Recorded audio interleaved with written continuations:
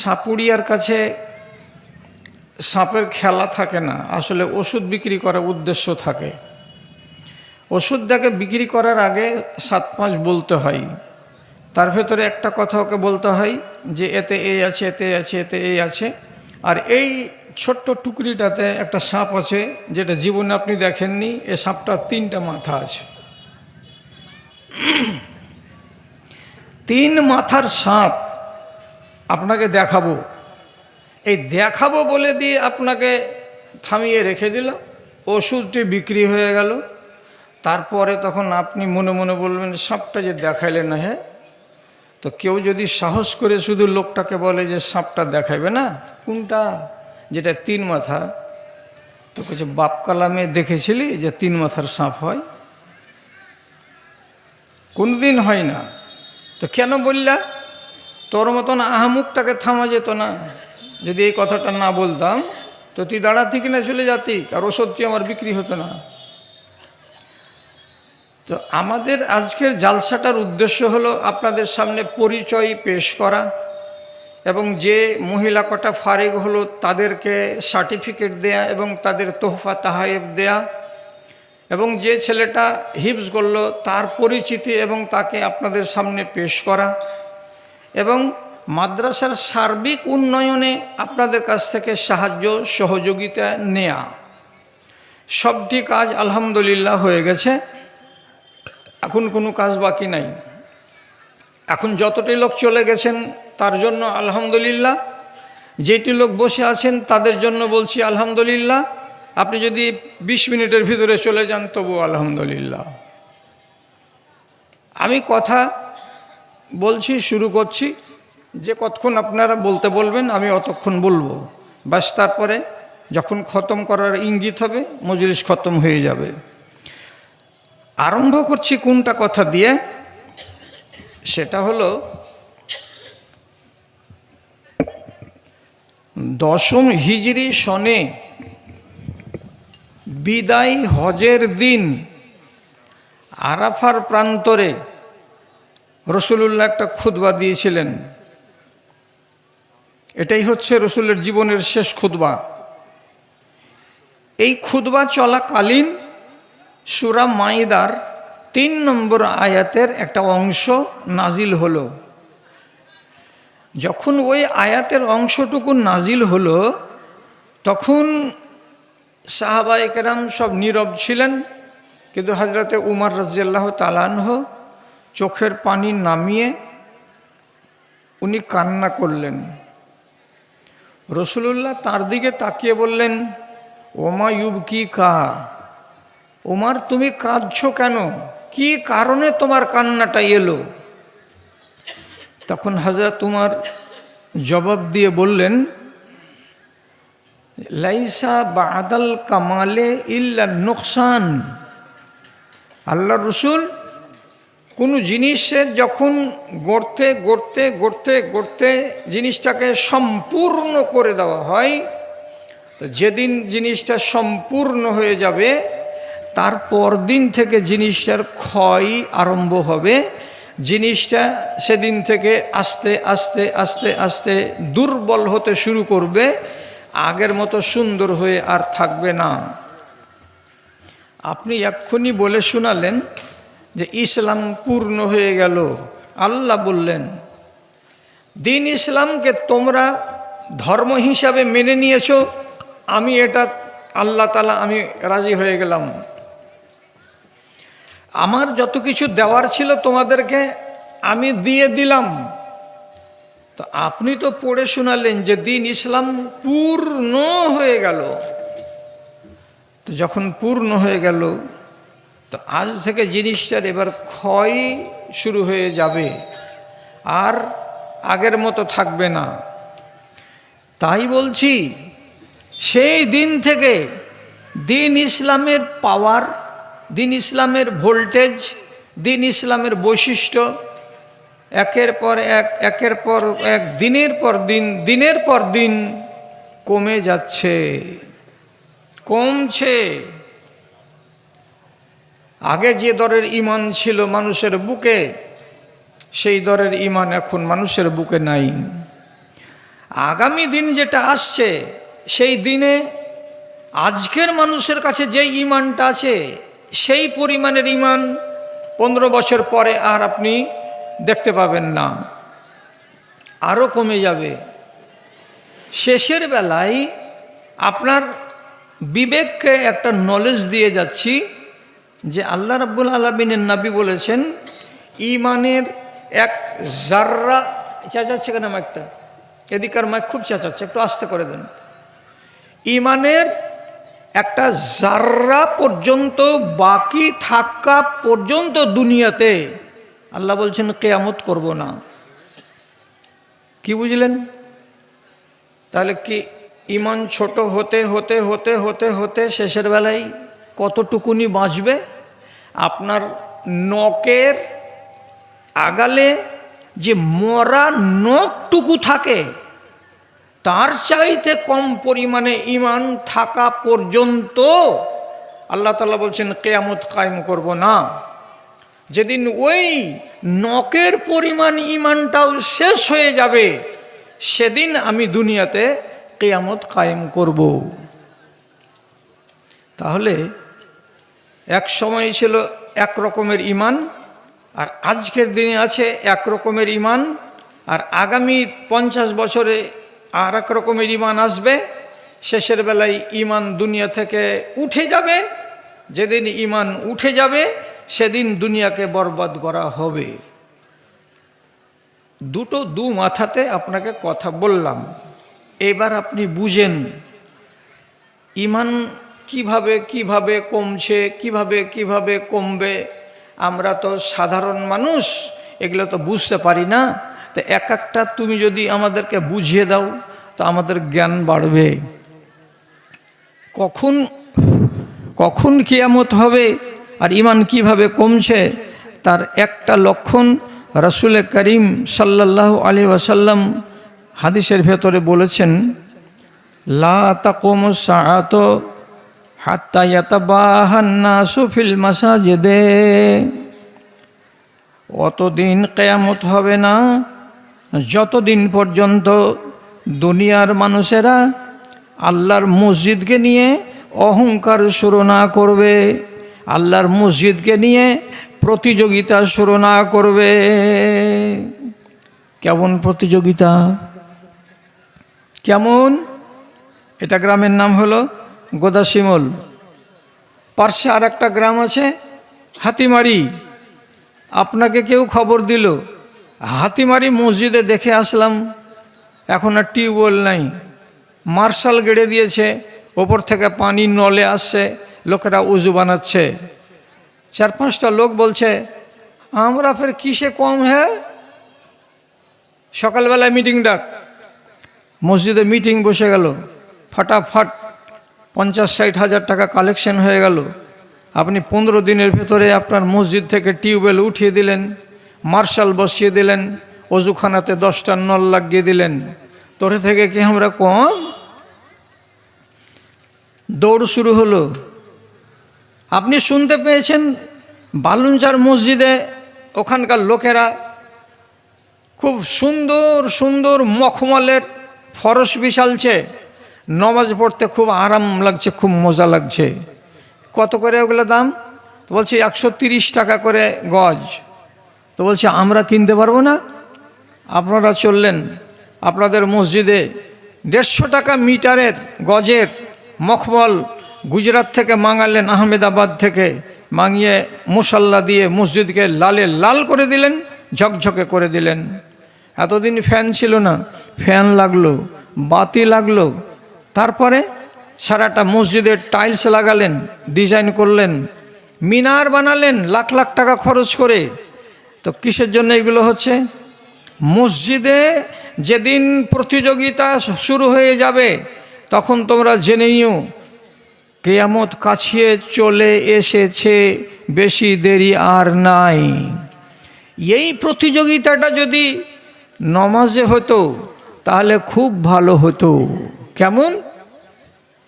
হাতিমারা গ্রামে ফজরের টাইমে আমি নমাজ পড়লাম, দেখতে পেলাম ওইখানে 50 জন লোক মাত্র নমাজে হাজির হয়েছে। আমরা আমাদের গ্রামে এমন করে মুসাল্লি বানাবো যে আমাদের ফজরের জামাতে যেন 150 জন লোক হয়ে যায়, এই চেষ্টাটা আমি চালাবো।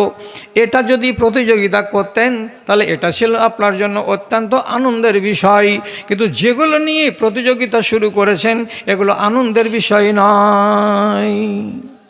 তো শুধু এখানকার লোকের কথা বলছি না, সারাটা দুনিয়াতে যেখানে যেখানে মুসলমান আছে, যেদিন দেখতে পাবা যে মসজিদকে নির্মাণ কল্পে সাজানোর বিষয়ে দৌড় শুরু করেছে, প্রতিযোগিতা শুরু করে দিয়েছে মানুষেরা, তাহলে জানতে হবে আর দুনিয়া বেশি দিন লাস্টিং করবে না। 1 2 নম্বর কথা, কখন কিয়ামত কাছে আসবে, ঈমান আস্তে আস্তে কমবে। তো কথাটাকে হেফাজত করতে শিখুন। আল্লাহ রাব্বুল আলামিন কোরআন মাজিদে একাধিক জায়গাতে বলেছেন, একগুলো জিনিস ছিল না আমি তৈরি করেছি। যেমন কি পাহাড় ছিল না, আসমান ছিল না, জমিন ছিল না, এগুলো ছিল না, আল্লাহ তাআলা এগুলোকে তৈরি করেছেন। কোরআন থেকে প্রমাণ। আল্লাহর আরশটা সর্বপ্রথম ছিল পানির উপরে। জিজ্ঞেস করা হলো পানি কিসের উপরে ছিল? তো জবাব এলো কি পানি ছিল হাওয়ার উপরে। হাওয়া কার উপরে ছিল? তো শূন্যে উড়ে বেড়াচ্ছিল। তারপরে আল্লাহ রাব্বুল আলামিন 7খানা আসমান তৈরি করলেন এবং জমিন তৈরি করলেন।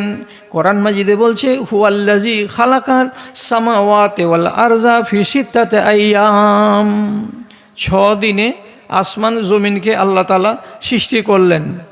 এবার উল্টা যাত্রা শুরু হবে। উল্টা যাত্রা মানে কি? বাড়ি থেকে হাটে এসেছিলেন, হাট শেষ হয়ে গেল, সন্ধ্যাবেলায় বাড়ি ফিরে এলেন, এটা হচ্ছে ফেরত যাত্রা। আমি এসেছি শামসি থেকে কিশনগঞ্জ, কালকে আল্লাহ যদি নিয়ে যাই আমি ফেরত চলে যাব বাড়ির দিকে, এটা হলো আমার ফেরত যাত্রা। রব্বুল আলামিন বলছেন প্রত্যেকটা বস্তুকে উল্টা পথে একবার হাঁটাবো, না হাঁটিয়ে আমি ছাড়বো না। উল্টো দিকে একবার হাঁটাতেই হবে ওকে। তো কেমন করে উল্টা হাঁটাবেন দেখেন বসে বসে। এইখানে আসমান তৈরি করেছেন, আগে ছিল না। উল্টো পথ কি হবে? আসমান থাকবে না, জমিন থাকবে না, চন্দ্র সূর্য তারকা থাকবে না, সবকে নষ্ট করে দেওয়া হবে। কোরআন মাজিদে রব্বুল আলামিন নিজে বলছেন ইজাস সামাউন শাক্কাত, যেদিন আসমানকে টুকরো টুকরো করে দেওয়া হবে, খান খান করে দেওয়া হবে। এবং অন্য জায়গাতে রব্বুল আলামিন বলছেন কাগজগুলো যেমন দিস্তার কাগজ হয়, একটা ছেলে তাকে ব্যবহার করবে না বলে হাত দিয়ে ধরে 2 হাত দিয়ে এমনি করে মুড়িয়ে দিয়ে নুড়ি সুড়ি করে একটা মুঠ করে দেয়, একটা লাড়ু বানিয়ে দেয় এক দিস্তা কাগজকে, একটা পাতা কাগজকে। আল্লাহ রাব্বুল আলামিন ঠিক তেমনি যেদিন আসমানকে নষ্ট করে দেবেন, অর্থাৎ উল্টো সফর শুরু হবে আসমানের, সেদিন রব্বুল আলামিন তাকে কাগজের মতো করে নুড়ি বানিয়ে রেখে দেবেন, আসমান থাকবে না। প্রমাণ হয়ে গেল। আবার আল্লাহ তাআলা বলছেন ইজা শামসু কুওয়িরাত, একদিন সূর্য ছিল না, তাকে তৈরি করা হয়েছে এবং সূর্য আলো দেয়, তার ভেতরে আগুন আছে। আল্লাহ তাআলা বলছেন সূর্য ছিল না, আবার সূর্যকে নিশ্চিহ্ন করে দেওয়া হবে। কেমন? আগুন বিকিরণ করবে না, সূর্যের গায়ে তাপ থাকবে না, সূর্যকে বিনষ্ট করে দেওয়া হবে। আল্লাহ রাব্বুল আলামিন আবার বলছেন তোমরা চোখের সামনে পাহাড় দেখতে পাচ্ছ, পাহাড়টা ছিল না, আমি বানিয়েছিলাম, তাকেও আবার নিশ্চিহ্ন করে দেওয়া হবে। ওয়াতাকুনুল জিবালু কাল ইহনিল মানফুস, যেমন একটা ধুনিয়া তুলাগুলোকে যখন ধুনে তখন তুলা হালকা হয়ে যায় এবং উড়তে উড়তে উড়তে উড়তে এদিক ওদিক হয়ে যায়। কিয়ামতের কালে আল্লাহ রাব্বুল আলামিন বলছেন পাহাড়ের উল্টো সফর শুরু হবে। তার মানে কি? তাকে তুলার মতো করে উড়িয়ে উড়িয়ে চারিদিকে আমি বিক্ষিপ্ত করে দেব, পাহাড়কে পাহাড় বানিয়ে রাখা হবে না। সবারই উল্টা সফর শুরু হলো। কোরআনে রব্বুল আলামিন স্পষ্ট করে বলে দিয়েছেন ওয়া ইন্না লাজাইলুনা মা আলাইহা সাইদান জুরজা, এ দুনিয়াটাকে সাজিয়েছি গাছ দিয়ে, গাছাড়ি দিয়ে, ফুলের বাগান দিয়ে, উঁচু দিয়ে, নিচু দিয়ে, খাল দিয়ে, বিল দিয়ে, পাথর দিয়ে, সোনা দিয়ে, চাঁদি দিয়ে, রূপা দিয়ে, পিতল দিয়ে, দস্তা দিয়ে, কাঁসা দিয়ে, নানান রকমের জিনিস দিয়ে আমি জমিনকে সাজিয়ে রেখেছি। এত সুন্দর জমিনটার কথা আল্লাহ তাআলা বলছেন, এটা কি হবে? লাজাইলুনা মা আলাইহা সাইদান জুরুজা, বাগানগুলোকে সব শেষ করে দেওয়া হবে, একটাও বাগান রবে না। ঝিলগুলোকে সব শুকিয়ে দেওয়া হবে, একটাও ঝিল রবে না। কোনো জায়গা উঁচু আর কোনো জায়গা নিচু এমন হয়ে থাকবে না। ইয়াউমা তুবাদ্দালুল আরজু গায়রাল আরজে, আল্লাহ তাআলা বলছেন জমিনকে পাল্টে দেওয়া হবে, আর এই জমিনকে রাখা হবে না, এই জমিনকে বদল করে দিয়ে নতুন জমিন বানানো হবে। তুমি এসেছিলে, যাও। আসমান তুমি এসেছিলে, যাও। জমিন তুমি যাও। পাহাড় যাও। সূর্য চন্দ্র তারকারাজি তোমরা ছিলে না একদিন, আমি বানিয়েছিলাম। উল্টো সফর, সব হজম, যাও, চলে যাও, একটাও থাকবে না। এটাকে যদি আপনি অস্বীকার করেন তাহলে তো কোরআন মাজিদকে অস্বীকার করা হবে। স্পষ্ট আল্লাহ তাআলার কোরআন পড়ে আপনাকে আমি শোনালাম। বিভুরা দেশে বাজিবে যেদিন, বিভুরা দেশে বাজিবে যেদিন, ইসরাফিলের ওই বিন, পাহাড় দরিয়া এক হয়ে যাবে, রবে না কিছুর চিন রে, রবে না কিছুর চিন। আকাশ খসিয়া ভূমিতে লুটাবে, হয়ে যাবে খান খান, সূর্য চন্দ্র আলোহীন হবে, আহা কি খোদার শান রে, আহা কি খোদার শান। আচম্বিত হয়ে উপরে তাকাবে যত ইনসান আর জিন, বিভোরা দেশে বাজিবে যেদিন, ইসরাফিলের ওই বিন, পাহাড় দরিয়া এক হয়ে যাবে, রবে না কিছুর চিন গো, রবে না কিছুর চিন। দুনিয়াও চলে যাবে, বদল, এ দুনিয়াটাকে রাখা হবে না। সে কথা আপনাকে সূরা কাহফের আয়াত দিয়ে আপনাকে আমি প্রমাণ করে দিলাম। আল্লাহ তাআলা আরও বলছেন, এটা তো আপনি ভালো করে জানেন, ইজা জুলজিলাতিল আরজু জিলজালাহা ওয়া আখরাজাতিল আরদু আসকালাহা, যেদিন জমিনকে জোরে জোরে হিলিয়ে দেওয়া হবে, শুধু একটু জোরে নয়, কঠিন জোরে জোরে জোরে জোরে ভূমিকম্প করে দেওয়া হবে। আর বেশি জোরে ভূমিকম্প হওয়ার কারণে তল দিকে যত সোনা আছে, চাঁদি আছে, রূপা আছে, পিতল আছে, দস্তা আছে, কাঁসা আছে, তাম্বা আছে, সমস্ত জিনিসগুলো বাইরের দিকে বেরিয়ে চলে আসবে, একটাও জিনিস মাটির তলাতে থাকবে না। সব এপার আর উপার, তল ওপর, সবকে রব্বুল আলামিন উলট পালট করে দেবে। মনোরম এই দুনিয়াটা হাই, মনোরম এই দুনিয়াটা হাই, তছনছ হয়ে যাবে, কেননা ধরাই যুগ যুগ ধরে শুধু সাইক্লোন বয়ে যাবে, শুধু সাইক্লোন বয়ে যাবে। এমনিভাবে কেটে যাবে হয় জানি না কতদিন, বিভুরা দেশে বাজবে যেদিন, ইসরাফিলের ওই বিন। সবই যখন উল্টা পথে হাঁটা দিল, তো আপনার কাছে এই যে বসে আছেন আপনারা, আমরা সবাই দুটো জিনিসই নিয়ে বসে আছি, মাথাতে রাখিয়েন। কাল সকালবেলায় চায়ের দোকানে বসে এই লোকটির ভেতরে যদি দুটা লোকও বলে দেন, দুটা লোক যদি খালি ইনসাফ করে কালকে বলে দেন দোকানে যে যা 12টা রাত্রির পরে শুনেছি কথাটিকে মাথাতে রাখার মতো, তাহলে আমার হক আদায় হয়ে গেল, আর আপনি নিজের হক আদায় করে দিলেন। কি? আপনি দুটো জিনিস নিয়ে এখানে বসে আছেন আমরা সবাই, একটা হলো দেহ, আর দেহর ভেতরে আরেকটা জিনিস লুকিয়ে আছে, সেটার নাম হলো আত্মা, যাকে বলা হয় রূহ। দুটো জিনিস। রূহ যদি আলাদা হয়ে যায় তাহলে আত্মার কোনো, দেহের কোনো দাম নেই। দেহ যদি একাই থাকে আর বলে তুই না থাকলে কি হবে, দেহের কোনো দাম থাকবে না। রূহ যদি আলাদা হয়ে যায় তাহলে রূহ আলাদা হয়ে গেলে ওর কোনো ভ্যালু তখন নয়, ও আলাদা, এ আলাদা। আল্লাহ তাআলা দুইজনকে এক জায়গাতে করেছেন। কেমন করে করেছেন? রূহ আছে কোথায়? 7 আসমানের উপরে একটি জায়গা আছে, সেই জায়গাতে রব্বুল আলামিন সমস্ত রূহগুলোকে জমা করে রেখেছেন। জমা করে রেখেছেন। হাদিস কি বলছে? নবীজি বলছেন, আর রূহ জুনুদুন মুজান্নাদাতুন ফামান তাহাব্বা ইতালাফা ওয়ামান তাবাগাজা ইখতালাফা। রুহের জগতে কোটি কোটি কোটি কোটি মিলিয়ন মিলিয়ন রূহ এক জায়গাতে জমা হয়ে আছে। ওইখান থেকে রুহগুলোকে ট্রান্সফার করা হয়। তো মনে থাকবে কথা, রুহ ছিল কোথায়? 7 আসমানের উপরে কোনো এক জায়গায় আল্লাহ মাহফুজ রেখেছেন ওকে। কেউ বলেছেন জায়গাটা হচ্ছে ইল্লিইন, আবার কেউ বলেছেন ইল্লিইন জায়গাটা হলো কি মরার পরে জান্নাতীদের রুহকে জমা রাখার জায়গা। তো যাই হোক, অত কথার দরকার নেই। আসমানের উপরে আল্লাহ তাআলা এক জায়গাতে রেখেছেন রুহগুলোকে। যেদিন থেকে আদমকে ব্যবহার করা হয়েছে রুহ দিয়ে, তারপর থেকে রুহ আস্তে আছে আস্তে আছে আস্তে আছে আস্তে আছে মানুষের কাছে ঢুকতে আছে। কখন ঢুকে খেয়াল করবেন। এই যে 10-20টা লোক আছেন, আপনাকে আমি মনে করছি আপনি বিচ্ছি ধান, আপনাকে কুলার বাতাস দিয়ে উড়াইতে পারা যায়নি, বসে থাকেন খানিকক্ষণ আর আমাকে একটু কথা বলার সুযোগ দিন। সেটা হলো কি বলছি আপনাকে, যেদিন একটা মায়ের পেটের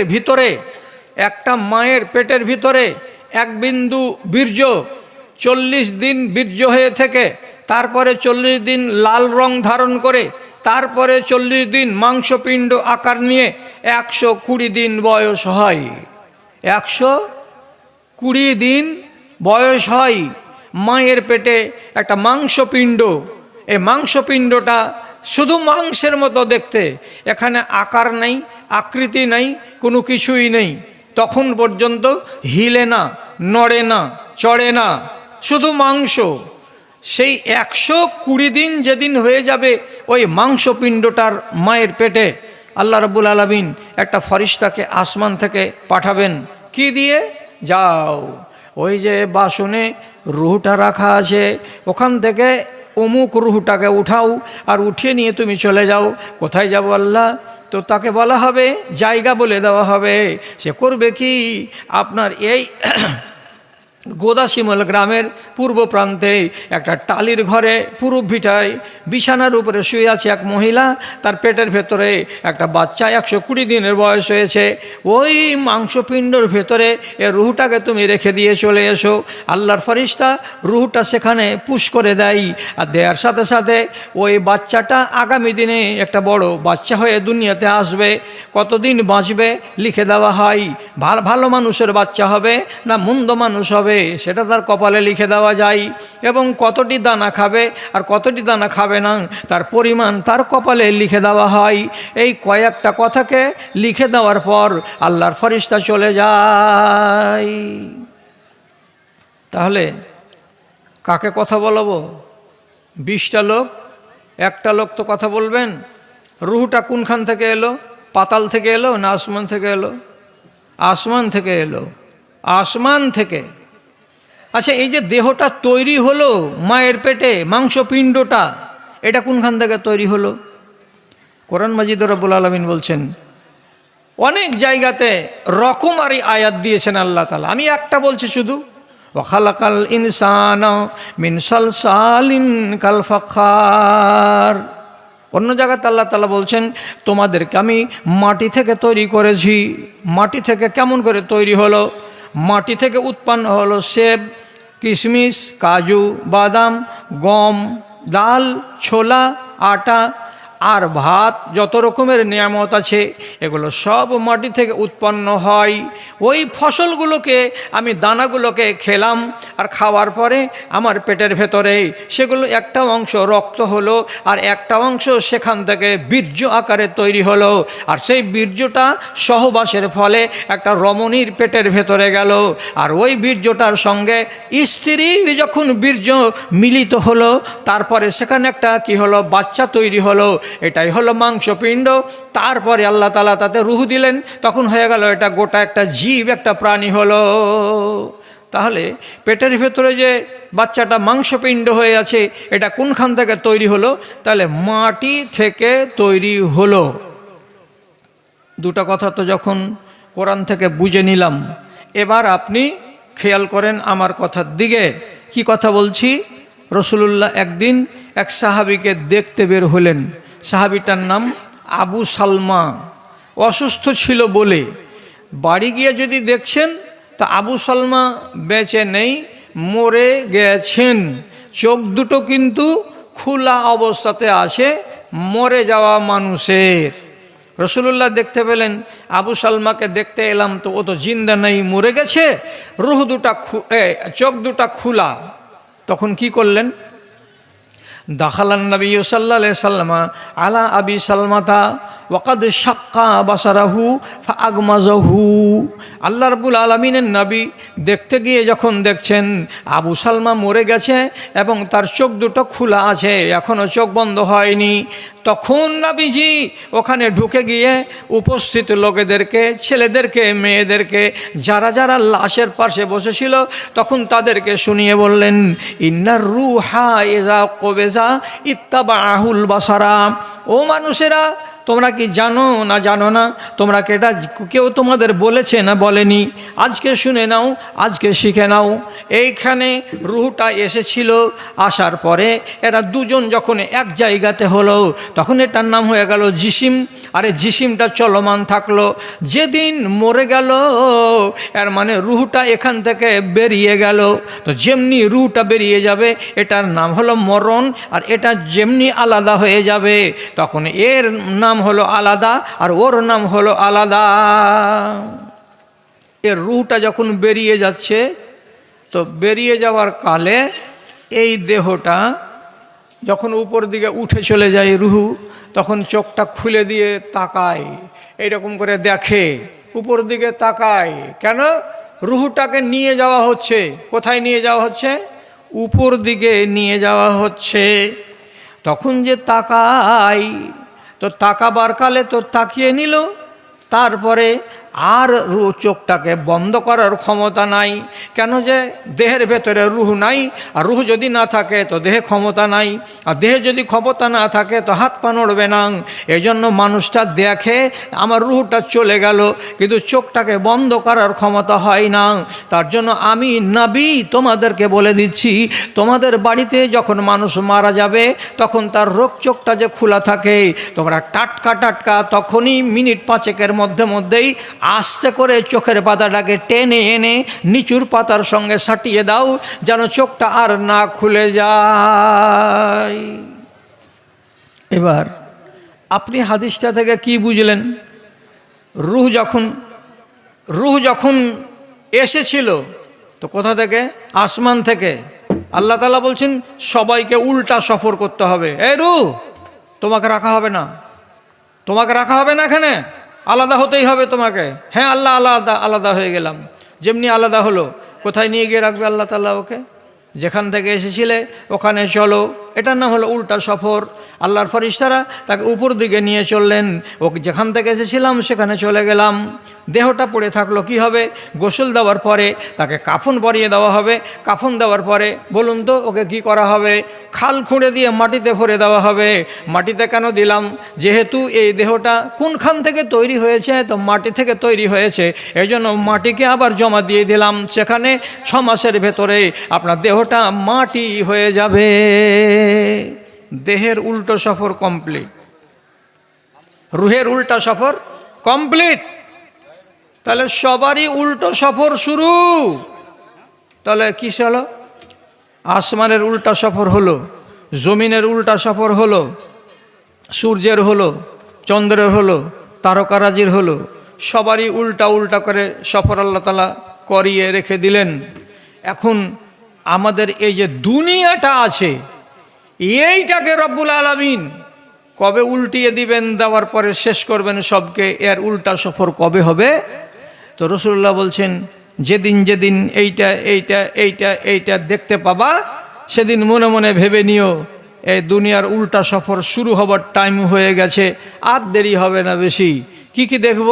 একটা আপনাকে বলেছি 5 মিনিট আগে, আর একটা রাসূলুল্লাহ বলছেন সহিহ হাদিসের ভেতরে, ইয়াতাকারাবুল আসওয়াক, কিয়ামতের আগে বাজার বেড়ে যাবে। বাজার মানে কি? এই চৌরাহাতে একটা বাজার, আবার ওই চৌরাহাতে আর একটা বাজার। যেখানে যেখানে গ্রামের মাথা, যেখানে যেখানে 2 গ্রামের মোড় সংযোগ স্থল আছে সেখানেই দোকান গজিয়ে যাবে, রাতারাত দোকান হয়ে যাবে, রাতারাত সেখানে বাজার লেগে যাবে। দেখে মনে হবে কত লাখ লাখ টাকার জিনিস বিক্রি হয়। আপনারা দূরের মানুষ, আমাদের এলাকাতে তো যান না। তা আমার গ্রামের নাম হলো বিশনপুর। 25-30 বছর আগে দেগুন স্ট্যান্ডে নামতাম, একটা চার দোকান, বেলা 11টা বেজে গেলে তুমি মরে গেলেও কিছু পাবা না, এক ফোঁটা পানিও পাবা না। ফের আসরে ঢিলেতে আসবে, মাগরিব পর্যন্ত, ঈশা পর্যন্ত থাকবে, আর কিছু পাওয়া যাবে না।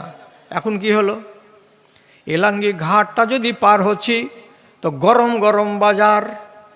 এখান থেকে 1 কিলোমিটার মেরে কেটে হবে না 3 গ্রামের সংযোগ স্থল শোলমারি, এলাঙ্গি এবং বিশনপুরের 3 মিডিল জায়গাতে, ওখানে একটা গরম গরম বাজার। এখান থেকে আর একটু যখন এগিয়ে গেলাম 500 মিটার, আমার নিজের গ্রাম বিশনপুর গ্রামের মাথায়, ওখানে যদি দেখছি তো রাতারাত বাজার লেগে গেল। ওখান থেকে 1 কিলোমিটার যাব না, সেখানে দেখা যাচ্ছে ধানগাড়া পঞ্চায়েতের বাজার। চারিদিকে আধা কিলোমিটার, 1.5 কিলোমিটার দূরে দূরে বাজার গজিয়ে উঠবে। আর যত বেশি বাজার হবে তোমরা জেনে নিও, তোমরা খাতা কলমে লিখে নিও, কিয়ামত কাছে আসছে। কেন, বাজার যত বাড়বে তত মানুষের ঈমান ড্যামেজ হবে। এটা কথা উল্টা লাগলো। যতটি আপনারা আছেন আপনারা সবটি মানতে রাজি নন। বাজার বাড়তে গেলে ঈমান ড্যামেজ হবে। বাজারের সাথে ঈমানের সম্পর্ক কি? ঈমানের সম্পর্ক কি? কটার সময় আপনি গেলেন বাজারে, আসরের নামাজ পড়েছেন কি পড়েননি আল্লাহ জানে, 20টা টাকা পকেটে আছে, কাম নেই। এই জমানার লোক কাজ করে না, করে কাজ? এই জমানার লোক কটা হাল বাহে? এই জমানার লোক কয়টা নিড়ানি দেয়? এই জমানার লোক হাত দিয়ে কটা ধান কাটে? সমস্ত মেশিনে কাটছে, সব মেশিন। মানুষ হয়ে গেছে বসুয়া, মানুষ খেটে খায় না, কাম নাই কাজ নাই। তো মানুষ কহে না যে কুকুরের কাম নাই তো আস্তে হাঁটন নাই, বলে না কথাটা একটা? কুকুরের কাম নাই তো আস্তে হাঁটন নাই। কুকুরের কোনো কাম না থাকতে গেলেও ধুকুর করে দৌড়াতে থাকবে, মনে হচ্ছে ও অফিস ধরবে তাড়াতাড়ি করে। তো আমাদের কথাটা আমি এটা কেন আনতে গেলাম এইখানে? আমার তো কোনো কাম নাই। আরে কাম নাই তো কি করবো রে? হ্যাঁ চল চকে চলে এলাম, চৌক যেটাকে বলা হয়। সে চকে যদি এলাম, চায়ের দোকানে বসলাম, একবার এক ধাক্কা হয়ে গেল। আর 20-25 আধা ঘন্টা পর আর একটা পরিচিত লোক চলে এলো, আর দূর থেকে সালাম দিল, আসসালামু আলাইকুম বিহাই, আরে এসো চাটা খেয়ে এলো। আর চা খাইনু তোর কত? হ্যাঁ আমার খাও না জি। এবার বিহার চা ফের হলো। বিহার চা খেতে খেতে কোনো একটা আল্লাহর বান্দা ছিল মসজিদে, বলছে হাইয়া আলাল ফালাহ, মাগরিবের আজান হয়ে গেছে। এবার আজানের শক্তিটা কি? যখনই তোমার কানে আল্লাহু আকবার এ ধ্বনিটা যাবে, যেখানেই থাকো না কেন, তোমার পা যদি উত্তর দিকে হয়ে থাকে, আর উত্তর দিকে যাবে না, যেদিকে আওয়াজ হচ্ছে সেদিকে যেতে হবে। এটা হলো আজানের পাওয়ার। তোমার যদি পাছাটা চেয়ারে লেগে থাকে, চেয়ারখানাকে ছেড়ে দিতে হবে, আর দিয়ে তোমাকে যেদিকে আওয়াজ আছে সেদিকে তোমায় যেতে হবে। এটা হলো আজানের পাওয়ার। কিন্তু চায়ের দোকানে আপনি বসেছিলেন, ওখানে 10-12টা মুসলমান, 3-4টা গায়ের মুসলমান, উজাল কুমার, বিজয় কুমার, উমুক রবিদাস, তুমুক রবিদাস সব বসে আছে, আপনিও বসে আছেন। আজান পড়ে গেল, তো উজাল কুমার, বিজয় কুমার এরা তো উঠলো না। কেন যে এদেরকে তো উঠতে হবে না, এদের তো নামাজ নেই। তো ওর পাছাটা বেঞ্চে লেগেই আছে। তা আপনার নাম যে রমজান আলী, আপনার নাম যে উসমান আলী, আপনার নাম যে এলাহি বক্স, আপনার নাম যে আরও কত সুন্দর, আপনার তো উচিত ছিল উঠে যাওয়া। কিন্তু আজান পড়ার পরেও শতকরা 98.5টা মুসলমান চায়ের দোকানে বসেই থাকে, দোকানকে ছেড়ে মসজিদ ঘরে যায় না। আপনি বলুন, এই বাজারটা ঈমান বাড়ানোর জায়গা না ঈমান নষ্ট করার জায়গা? এখানেই ঈমান নষ্ট হয়। কেন নষ্ট হয়? আপনি আমার ভাইদেরকে সকালবেলা যখন চায়ের দোকানে আমজাদ সাহেব যখন বসবেন, তখন একবার খালি বলবেন, হাজি মুলবিটা জেলা তোমার সামনে বকছিল, তো তুমি ওকে রুকলে না কেন? তো উনি যদি বলেন যে শরমে রুকিনি, তাহলে এটা খিয়ানত। আর উনি যদি বলেন কথাটা ঠিক, তো রুকবো কেন? তাহলে এটা বারহাক। আল্লাহ তাআলা কোরআনে বলে দিয়েছেন, একগুলো লোককে জাহান্নামে জ্বলতে দেখে জিজ্ঞেস করা হবে, হাজি তোমরা জাহান্নামে কেন এসছো? গতশিমলের লোক মার্ডার করেছিল নাকি, জাহান্নামে কেন? তো এরা জবাব দিবে কি? কোরআনে কি লেখা আছে? কালু লাম নাকু মিনাল মুসাল্লিন। 1 নম্বর কারণ, আমরা নমাজি ছিলাম না। 1 2 নম্বর তারা জবাব দিয়ে বলবে ওয়ালাম নাকু নুতইমুল মিসকিন, আমরা গরিবকে খানা দিতাম না। 3 নম্বরে এই গ্রামের লোকগুলো জবাব দিয়ে বলবে ফেরেশতাদেরকে, কেন জাহান্নামে এসেছি? তার কারণ 3 নম্বরটা হলো এই, কুন্না নাখুযু মাল খায়েজিন, আমরা চায়ের দোকানে কিংবা অনর্থক জায়গাতে বসে বসে ভদর ভদর করছিলাম। কার সাথে? তো যারা যারা ভদর ভদর করে তাদের সাথে। তাহলে ভদর ভদর করা লোক কাদের সঙ্গে? তো অনর্থক কথা বলা লোকের সঙ্গে। অনর্থক কথা বলে বলে সময় কাটিয়েছিলাম, আমরা নামাজের ধার ধারিনি, যার কারণে আজ আমাদেরকে জাহান্নামে আসতে হয়েছে। কোন জরুরি কথা থাকে চায়ের দোকানে? রাত 8টা পর্যন্ত। গেছেন কটার সময়? 3টার সময়। আসছেন কটার সময়? রাত 8টার সময়। বাড়ি আসছেন তো এশা নামাজ হয়ে গেছে, বহু বেটি খানা নিয়ে বসে আছে। বাড়িতে ঢুকতে মাত্রই হয়েছে, দুলালির বাপ তোমার খাস লোক কেন এমন রাত 9টাতে কেন বাড়ি আসো তুমি? বলিস না, 5টা লোকের সাথে দেখা সাক্ষাৎ হয়েছে, কথাবার্তা বলছি, ভালো লাগছে, সময়টা কেটে যাচ্ছে, সময় কেটে যাচ্ছে। আর তোর নমাজের সময় হলো না। বাঁশখানা যে আল্লাহ তাআলা ছিলাচ্ছে ফেরেশতাকে দিয়ে, বাঁশখান দেখেছি? খুব তো সময় কেটে যাচ্ছে, কবরে কিন্তু সময় কাটবে না। এবার কি বললাম আপনাকে? 2 নম্বর আলামতটা, যেদিন দেখবেন বাজার ঘন ঘন হয়ে গেছে, টাইম চলে আসছে দুনিয়াকে উলট পালট করার। আর একটা সেটা কি? আল্লাহ রাব্বুল আলামিন বলছেন, ইন্নাল্লাহা ইয়াকবিজু শারিতাতাহু মিন আহলিল ঈমানি ওয়া ইয়াবকা আজাজাতান। দুনিয়াতে যতগুলো নেককার লোক আছে, নমাজি লোক আছে, পরহেজগার লোক আছে, এ মানুষগুলো গায়ে গায়ে 4টা 5টা 6টা 7টা করে আছে। এক এক করে রব্বুল আলামিন একদিন অমুক হাজিকে উঠিয়ে নিলেন, আর একদিন অমুক সাহেবকে উঠিয়ে নিলেন, আর একদিন অমুক আলীকে উঠিয়ে নিলেন। যেগুলো ছিল পাক্কা নমাজি লোক, গ্রাম থেকে নমাজি লোকটাকে সব দিকে আল্লাহ তাআলা উঠিয়ে নেবেন। আর হাইয়া আলাল ফালা বলে ডাকার লোক জুটবে না। আর যদি বা জুটে যায় তাহলে নমাজ পড়াবার লোক জুটবে না। আবার যদি বা জুটে যায় তো মসজিদে মাত্র 2জন লোককে পাওয়া যাবে, একটা বেতন ভোগকারী মুয়াজ্জিন আর একটা বেতন ভোগকারী ইমাম থাকবে। এরা 2জন ডিউটি করবে। কেন? যে ডিউটি না করলে টাকা পাওয়া যাবে না। বাকি পিছন দিকে লোক জীবনে জুটবে না। কেন? যে ইমানদার লোকগুলোকে আল্লাহ তাআলা সবকে মেরে দেবেন। বাকি থাকবে কারা? হাদিসের ভাষাতে বলছে ওয়ায়াবকা আজাজাতান, যেগুলো হলো বালু, যেগুলো হলো তুষ, যেগুলো হলো ছাট, যেগুলো হলো ওয়াসার, যেগুলো হলো অপদার্থ, যেগুলো হলো কীট, যেগুলোর কোনো মূল্য নাই, এমন আগাছাগুলো দুনিয়াতে বেঁচে থেকে যাবে।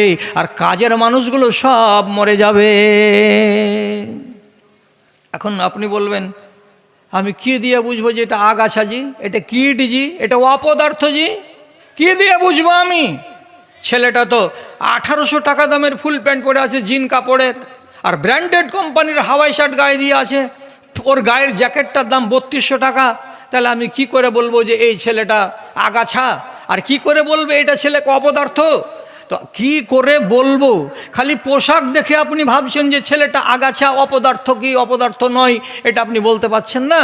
রাসূলুল্লাহ আগে আপনাকে চিনিয়ে দিয়ে বলছেন, তোমার যদি অসুবিধা হয় তাহলে তোমাকে একটা কায়দা বলে দিচ্ছি, কায়দা দিয়ে দেখবে, দেখে তুমি নিজেই বলে দিবে এই ছেলেটা আমার চোখের সামনে এটা কাজের ছেলে না অপদার্থ, তুমি ফয়সালা করে নিতে পারবে। কি? লা ইয়ারিফুনা মারুফান ওয়ালা ইউনকিরুনা মুনকারা। চোখের সামনে যে ছেলেটি বেঁচে থাকবে সে ছেলেটি কেমন হবে? ওরা দুনিয়াতে বেঁচে থাকবে বটে, কিন্তু কোনটা মারুফ কাজ, কোনটা ভালো কাজ এটা বুঝবে না। আর কোনটা মন্দ কাজ, এখান থেকে দূরে সরে থাকি, এটা বুঝতে পারবে না। ভালো কাকে বলে তাও জানবে না, মন্দ কাকে বলে তাও জানবে না। এটা মন্দ করিস না হে, করবো না হে, মন্দ বুঝে না। এটা ভালো কাজ করি একটু, এটা ভালো, ভালো বুঝবে না।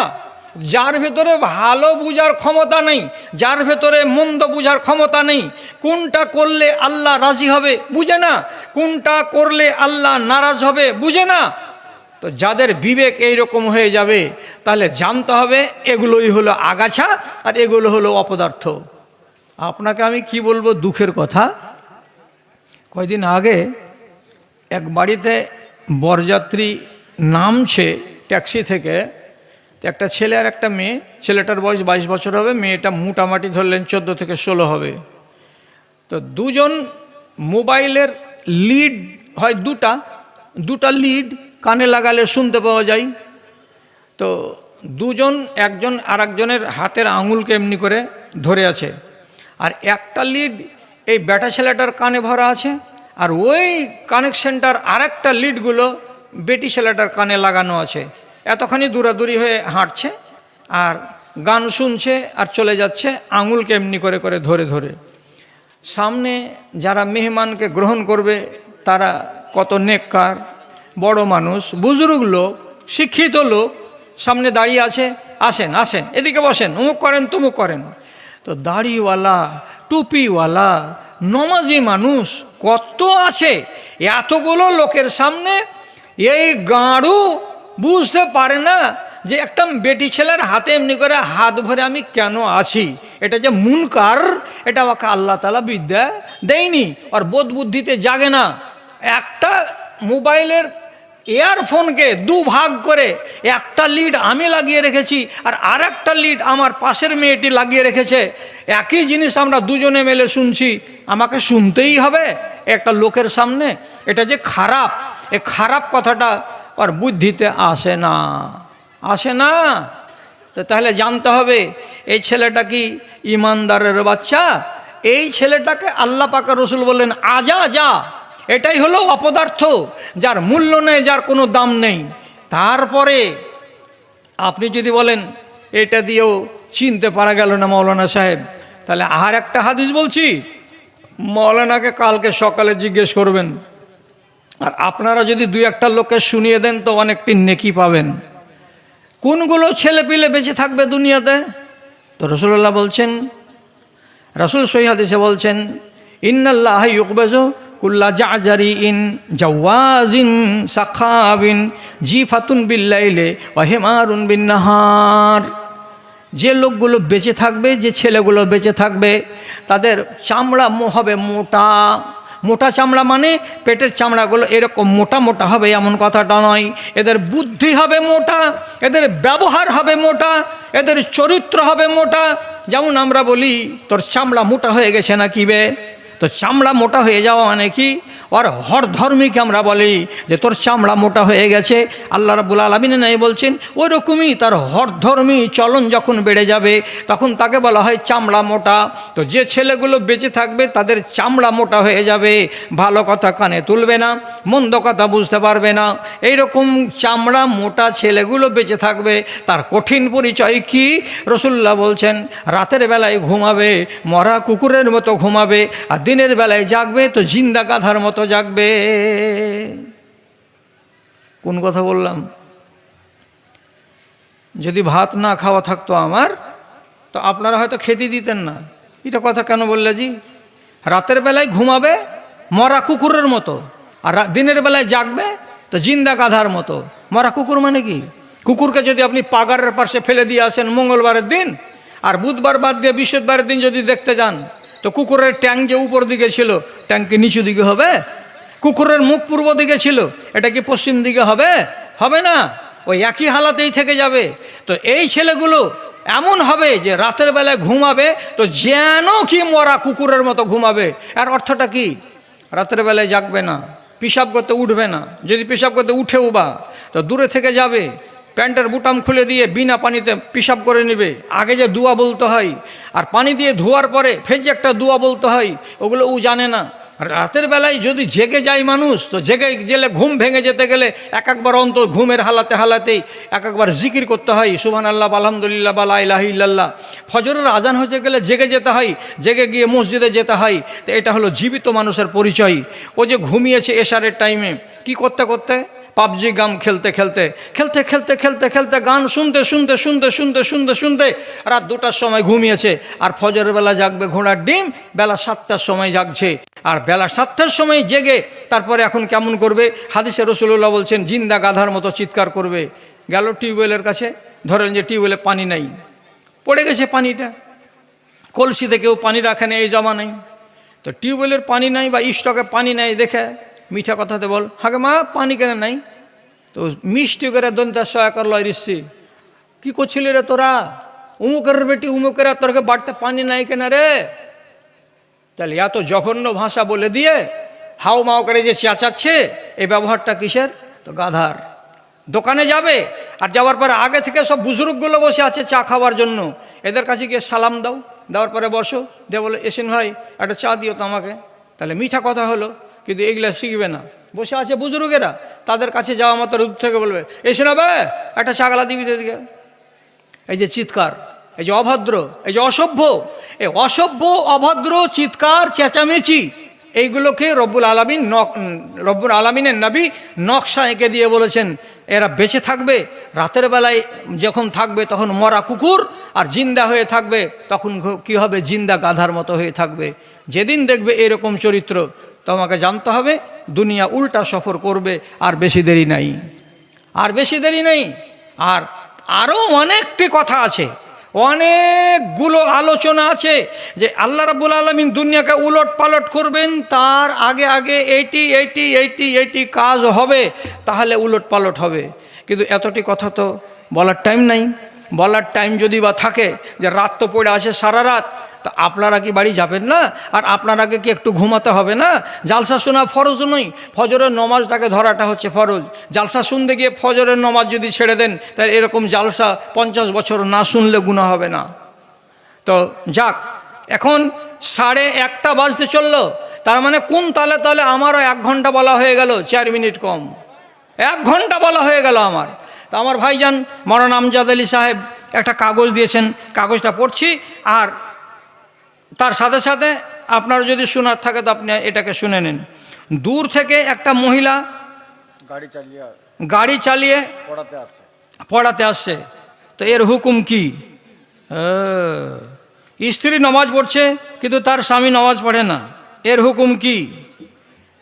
কথা হলো শরীয়তের ফতোয়া চলে যে দেশে শরীয়ত আছে সে দেশে, আর ভারতবর্ষের মতো রাষ্ট্রে শরীয়তের মূলে যদি ফতোয়া দেওয়া যায়, বিক্রি হবে না বাজারে, কে শুনবে এগুলো ফতোয়া?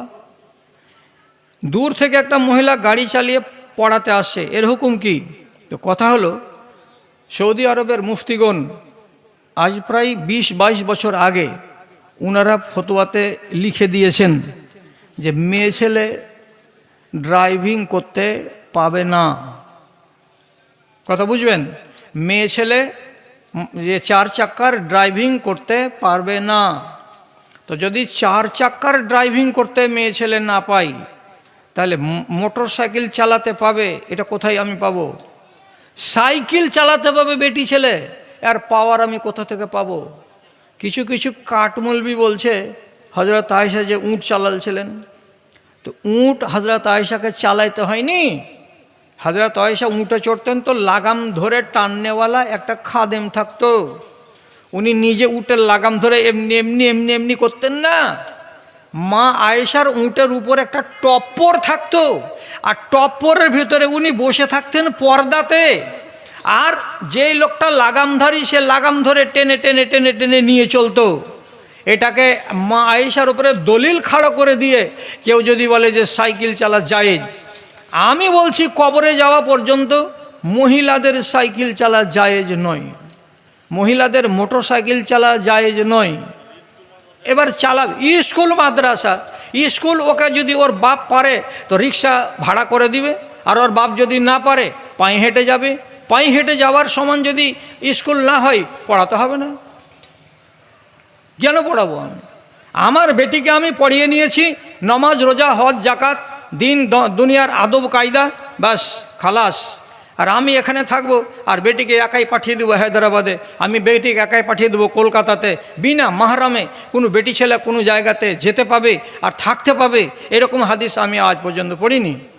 তবে ওই যে বললাম গোড়াতে একটা কথা, এগুলো ফতোয়া ভারতের মাটিতে দিতে গেলে যখন লাইভে দেখবে লোকেরা, তখন আমার বিরুদ্ধে কমেন্ট করবে 4-5টা, এবং এমন কমেন্ট করবে যে আমার গায়ের চামড়া পর্যন্ত পাতলা করে দেবে কমেন্ট করে করে, যে কোথাকার এটা মৌলবি, কত গোঁড়া মৌলবি যে সাইকেল চালানোটাকে হারাম করে দিচ্ছে। আরে বাবা, আমি কেন হারাম করব? আমার বাপের মতো আলেমগুলো 20টা হবে। এত জ্ঞানী জ্ঞানী আলেম সৌদি আরবের ফতোয়া পর্ষদে বসে আছেন, উনারা রায় করে রেখেছেন। আজকে 22 বছর আগে ফতোয়া লাজনাতির দায়মাকে উঠিয়ে দেখেন, উনারা হারাম করে রেখেছেন। আমি কি ফতোয়া দিলাম?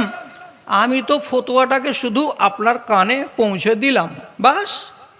এতে যতখানি আমি দায়ী হই আর যতখানি আমি দোষী হই, বানান দোষী আপনি আমাকে, আমি ওগুলো পরোয়া করি না। এবার কথা থাকলো কি, স্ত্রী নমাজ পড়ছে কিন্তু তার স্বামী নমাজ পড়ে না, এর হুকুম কি? যদি তার স্বামী মাঝে মাঝে ধরেলেন জুমার দিন একদিন পড়ে নিল, কিংবা মঙ্গলবারের দিন হঠাৎ করে জোহরের নমাজ পড়ে নিল, যদি এই রকম ঘটনাটা ঘটে, তাহলে স্বামী স্ত্রী আছে, স্বামী স্ত্রী ওরা মিয়া বিবি হয়ে আছে। কেন? যে এই লোকটা ঈমান থেকে খারিজ হয়ে যায়নি। এবার ও যদি করে কি, জুম্মারও নামাজ পড়ে না, 5 ওয়াক্তেরও নামাজ পড়ে না, আর ওর স্ত্রী শুধু নামাজ পড়ে, তো কি বারের দিন যে আল্লাহর হুকুমে ওরা দুজনের বিবাহ নষ্ট হয়ে গেছে, ওই বারটা আমি বলতে পারবো না। ওদের বিবাহ নষ্ট, ওর কাছে থাকা আর এর কাছে থাকা হারাম। এখন ভারতবর্ষের মাটিতে এটা ফতোয়া দিব যে মুলি সাহেব, চশমা লাগিয়ে তোমার গ্রামে দেখো গা কতটি লোক আছে নমাজ ছাড়া।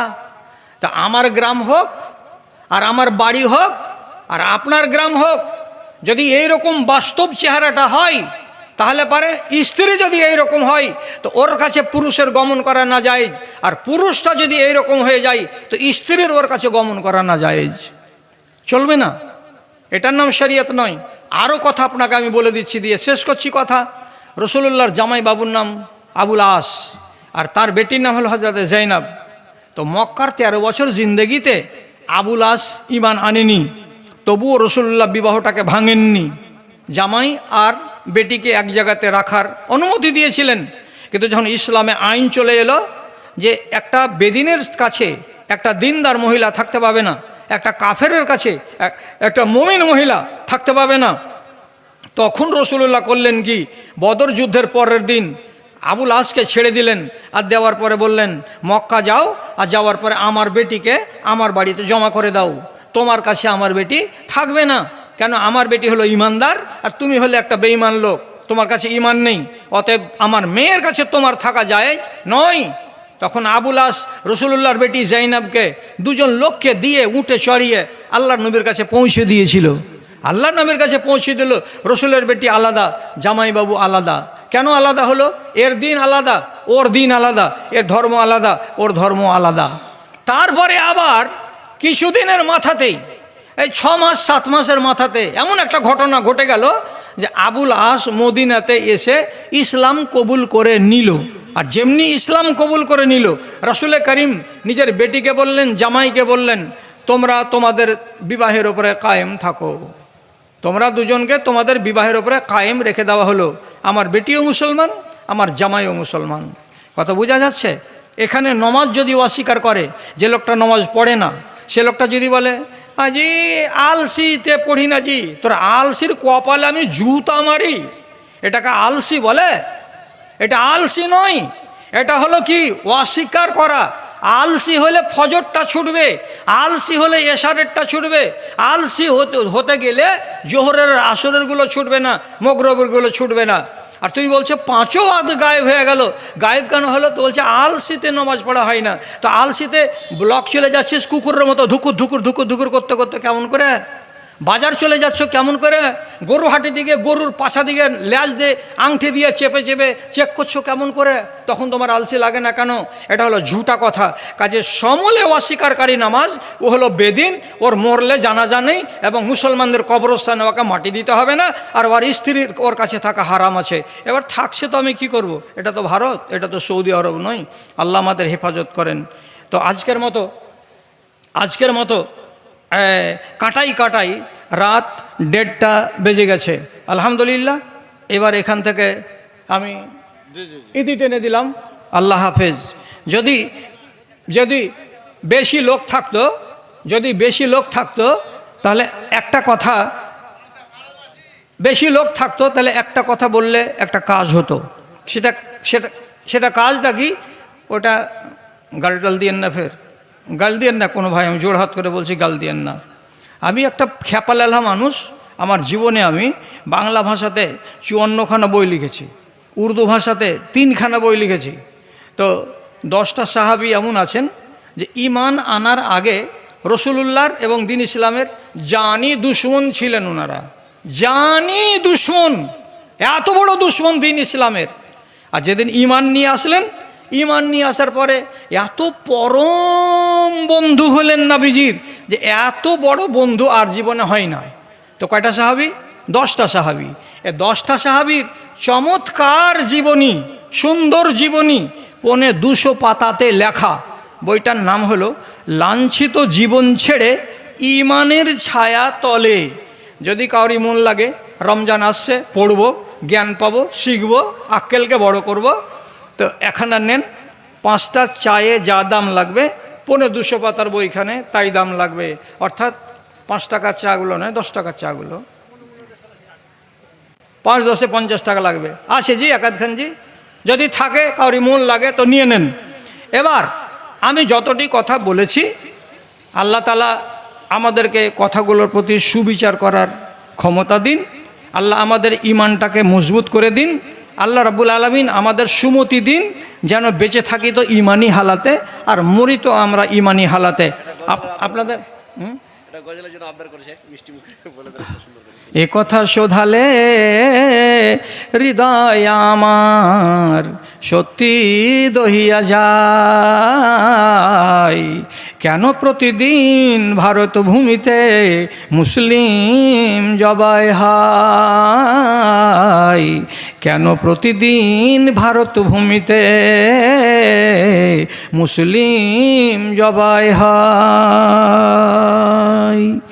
রামের দেশে রবে রাম ভক্তরা, তাদের বড় সমাদর, দেশের সেবক যত সব ওরা মুসলমান দাগাবাজ চোর, মুসলমান দাগাবাজ চোর। মাথা মোটা এই বজ্জাত রাখে ইতিহাস।